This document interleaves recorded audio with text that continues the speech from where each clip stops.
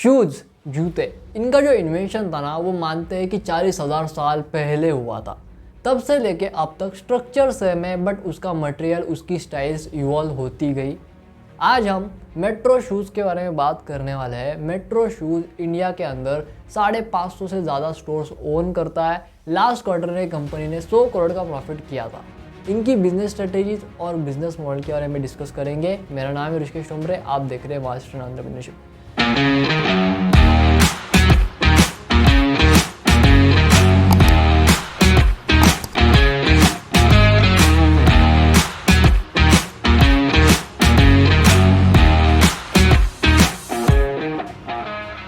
Metro shoes की शुरुआत 1977 में हुई थी। तब कंपनी को एक्चुअल में इनकॉर्पोरेट किया गया था। शुरुआत किया था मलिक तनेजानी ने। इन्होंने कंपनी की शुरुआत की थी। कंपनी के पास काफ़ी ज़्यादा डिफरेंट ब्रांड्स है। आज के डेट में कंपनी कम से कम 7 से 8 ब्रांड्स को ओन करती है, जिसमें आता है मोची, मेट्रो शूज़ एक हो गया, वॉकअवे एक हो गया, देवांशी हो गया, चिंपू हो गया और बहुत सारे डिफरेंट ब्रांड्स हैं जो कंपनी एक तरीके से ओन करती है, खुद के ब्रांड्स है। अब सवाल ये आता है कि कंपनी इन ब्रांड्स को मैनेज कैसे करती है, यानी कि बिजनेस मॉडल क्या है। कंपनी का जो मेन बिजनेस मॉडल है ना वो है एसेट लाइट मॉडल। यहाँ पे कंपनी बेसिकली क्या करती है, कंपनी अपने प्रोडक्ट्स को सिर्फ डिज़ाइन करती है और उनका जो मैन्युफैक्चरिंग होता है ना वो अलग अलग शू कंपनीज करती है। उसके बाद में जो कॉस्ट प्रोडक्ट की आती है उसके अंदर कंपनी अपना मार्जिन ऐड करती है और कस्टमर को बेचती है।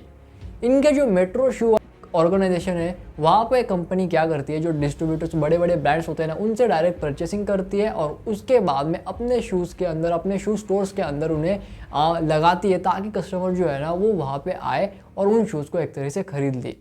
राइट, आइए आप समझते हैं कि कंपनी की बिजनेस स्ट्रेटेजीज क्या है। कंपनी 4 बिजनेस स्ट्रेटेजीज को फॉलो करती है जो हमें इन कंपनी से सीखनी चाहिए ताकि हम अपने बिजनेस के अंदर इसका इस्तेमाल कर सकें। पहली बिजनेस स्ट्रेटेजी है प्रॉब्लम आइडेंटिफिकेशन स्ट्रेटेजी, यानी कि प्रॉब्लम को अच्छे से आइडेंटिफाई करो और उसे रीडिफाइन करो। अब पहले क्या होता था, इंडिया के मार्केट के अंदर 2 तरीके की शू कंपनियां हुआ करती थी। एक लोकल कंपनी, यानी कि यहाँ पे जो माल था ना वो चाइना से इंपोर्ट किया जाता था, या फिर जो लोकल प्लेयर्स थे ना वही चप्पल और शूज़ वगैरह बनाते थे। उनकी क्वालिटी इतनी ज़्यादा अच्छी नहीं हुआ करती थी, कॉस्ट कम हुआ करती थी, यानी कि पहनो, यूज़ करो और छोड़ दो। लेकिन एक और सिस्टम था शूज़ का, वो था ब्रांडेड शूज़ का। अब ब्रांडेड शूज़ कंपनीज काफ़ी हुआ करती थी, लेकिन उनके जो स्टोर्स थे ना वो लिमिटेड हुआ करते थे और कस्टमर को एक हेडाक होता था कि अगर उसे ब्रांडेड शूज़ लेने ना तो वो एक दुकान में जाता था, वो एक ब्रांडेड स्टोर में जाएगा, अगर उसे पसंद नहीं आया तो वो दूसरे ब्रांडेड स्टोर में आएगा, तीसरे ब्रांडेड स्टोर में जाएगा। राइट, ये ऐसा कस्टमर को घूमना पड़ता था। सो यहाँ पे जो मलिक तनेजानी थे, उनको तनेजानी राइट जो थे, उन्होंने क्या किया, उन्होंने ये देखा कि यार ये जो प्रॉब्लम है ना ये सच में फील होता है, क्यों ना हम एक वन स्टॉप डेस्टिनेशन क्रिएट कर दें सारे ब्रांडेड शूज़ के लिए। और ऐसे शुरुआत होती है मेट्रो शूज़ की। अब होता क्या है, जैसे ही अपने शू कंपनी लॉन्च करते हैं, मेट्रो शूज़ का जो पहला स्टोर ये मुंबई के अंदर बनाते हैं ना तो उसे काफ़ी अच्छा रिस्पॉन्स मिलता है और वो चल जाता है। उसके बाद कंपनी ने कभी भी पीछे मुड़ के नहीं देखा। सेकेंड स्ट्रेटेजी बात करेंगे हॉरिजॉन्टल ग्रोथ। अब हॉरिजॉन्टल ग्रोथ क्या होता है, पहले आपको समझाता हूँ वर्टिकल ग्रोथ और हॉरिजॉन्टल ग्रोथ क्या होते हैं। अब देखो, वर्टिकल ग्रोथ में लिखी क्या, कंपनी की एक बिजनेस एक्सपेंशन स्ट्रेटेजी होती है वर्टिकल ग्रोथ और हॉरिजॉन्टल ग्रोथ। वर्टिकल ग्रोथ के अंदर कंपनी अपने इंडस्ट्री को छोड़ के डिफरेंट इंडस्ट्रीज के अंदर इन्वेस्ट करती है, वहाँ पे अपने बिजनेसेस को सेटअप करती है। जैसे अदानी, रिलायंस हो गया, या फिर उसी के हिसाब से टाटा हो गया। इन 3 कंपनी के जो बिजनेस है ना वो अलग अलग इंडस्ट्रीज में अवेलेबल है। स्टील में भी है, मोटर्स में भी है, टेलीकम्युनिकेशन में भी है, इंफ्रास्ट्रक्चर में भी है। राइट, अलग अलग डिफरेंट इंडस्ट्रीज के अंदर कंपनीज पैसा इन्वेस्ट करती है और उस इंडस्ट्री में अपना जो है वो बिजनेस करती है। इसे कहते हैं वर्टिकल ग्रोथ। हॉरिजॉन्टल ग्रोथ क्या होती है, जैसे एग्जांपल लेते हैं पतंजलि का या फिर अन्य एफएमसीजी कंपनीज का, जो कि हॉरिजॉन्टली ग्रोथ करती है, यानी कि एफएमसीजी से रिलेटेड ही प्रोडक्ट बनाती है और बेचती है।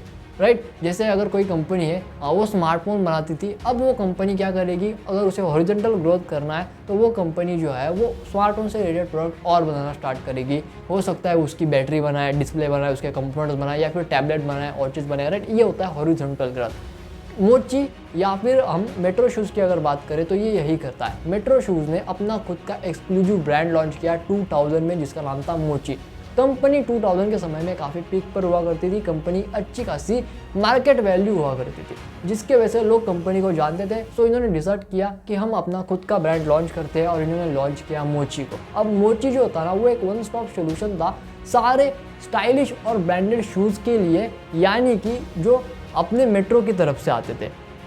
यहाँ पे कोई डिफरेंट ब्रांड के शूज़ नहीं हुआ करते थे, बट यहाँ पे क्या हुआ करता था, जो शू केयर से रिलेटेड डिफरेंट एक्सेसरीज हुआ करती थे, जैसे सॉक्स हो गया, शू पॉलिशिंग लिक्विड हो गया, और डिफरेंट एक्सेसरीज होती है शूज़ के अंदर भी। ये उन सब एक्सेसरीज को बेचते थे। उन सब एक्सेसरीज को इन्होंने जो है वो मोची के स्टोर्स में मोची के ब्रांड वैल्यू के नीचे जो है बनाया, और आज के डेट में मोची जो है वो 150 से ज़्यादा स्टोर्स खुद ओन करता है मेट्रो शूज़ के अंडर। थर्ड स्ट्रेटेजी की बात करेंगे। अब देखो, एक बहुत बड़ा वर्ग ऐसा है जो आज भी नॉर्मल अपने गली मोहल्ले से ही जो कि शॉप होती है वहाँ की, वहीं से जो है अपनी चप्पल वगैरह खरीदता है। ब्रांडेड चप्पल वगैरह जो है वो नहीं खरीदता, यानी कि उसकी डिमांड क्या है कि भैया अच्छे कॉस्ट के अंदर अगर मुझे अच्छा क्वालिटी वाला सामान अगर कोई देगा ना तो मैं अच्छे से जो है वो ले लूँगा। ये उसका एक्चुअल में डिमांड हुआ करता था। सो इन्होंने डिसाइड किया क्यों ना हम अपना value for money product launch करें, यानी कि वैल्यू एडेड सर्विसेज लॉन्च करें। जो कंपनी की थी तीसरी स्ट्रेटेजी, कंपनी ने वॉकअवे नाम का एक अनदर ब्रांड स्टार्ट किया, जो कि उन कस्टमर्स को जो लोकल रिटेलर से, लोकल शॉपकीपर से जो है वो चप्पल्स वगैरह, जूते, सैंडल्स वगैरह खरीदते थे, उनके लिए कंपनी ने अपना एक सेपरेट ब्रांड बनाया मेट्रो शूज़ के अंडर, वॉकअवे। उसके अंडर कंपनी काफ़ी लो कॉस्ट के अंदर, कम कॉस्ट के अंदर अच्छा क्वालिटी वाला माल जो है वो कस्टमर को प्रोवाइड करती थी, यानी कि सही कॉस्ट और एकदम मैक्स लेवल क्वालिटी, अच्छी क्वालिटी आपको मिलती थी, जो कि आपको बाहर वाले रिटेल स्टॉप में या फिर जो शॉपकीपर उनके पास नहीं मिलती थी। फोर्थ स्ट्रेटेजी है वो है लॉयल्टी मेंबरशिप। अब ये लॉयल्टी मेंबरशिप बेसिकली क्या होता है, देखो कंपनी को अगर कस्टमर को रिटेन करना है ना तो उसे जो है वो कंपनी किसी ना किसी तरीके से रोकना चाहती है, क्योंकि कस्टमर को कंपनी ये बात जानती है कि कस्टमर को एक्वायर करने का जो कॉस्ट है ना वो काफ़ी ज़्यादा होता है। तो कंपनी ये मेक श्योर करती है कि एक बार कोई भी कस्टमर उनके पास आए ना तो उस कस्टमर की जो लाइफ टाइम वैल्यू होनी चाहिए ना वो इतनी होनी चाहिए कि कस्टमर की जो कॉस्ट ऑफ एक्विजिशन है वो उसके सामने कम हो जाए। अब लॉयल्टी मेंबरशिप बेसिकली कंपनीज को हेल्प करती है कि कस्टमर को रिटर्न किया जाए। यहाँ पे कस्टमर्स एक तरीके से अपने आप को ही प्रेशराइज करते हैं और कन्विंस करते हैं कि नेक्स्ट शॉपिंग वो आप ही के ब्रांड के अंदर करेंगे, इसलिए लॉयल्टी मेंबरशिप दी जाती है। क्लब मेट्रो इनका खुद का मेंबरशिप है।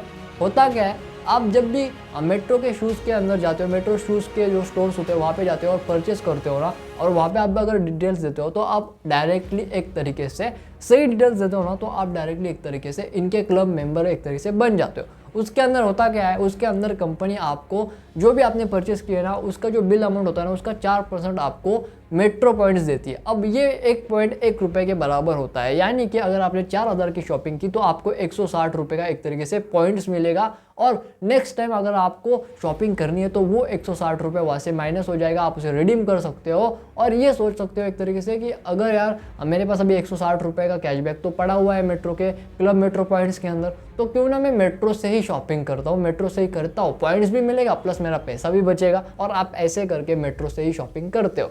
आशा करता हूँ कि आपको ये वीडियो पसंद आई होगी। आप इस वीडियो को शेयर करेंगे अपने दोस्तों के साथ और लाइक भी करेंगे, बताएंगे कि वीडियो आपको कैसे लगी कमेंट्स के अंदर, और चैनल को सब्सक्राइब कर लो यार, मैं ऐसी वीडियोस बनाता रहता हूँ।